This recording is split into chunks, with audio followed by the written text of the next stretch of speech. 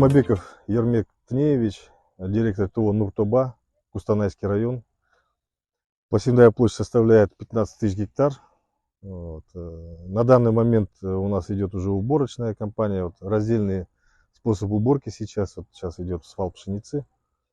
Вот, убрали уже половину площадей своих. Мы 12 тысяч сеем, 3 тысячи у нас паров. Вот в этом году, значит, через сельское кредитное товарищество ТОБЛ мы брали финансирование по программе Кендала, по программе Агробизнес.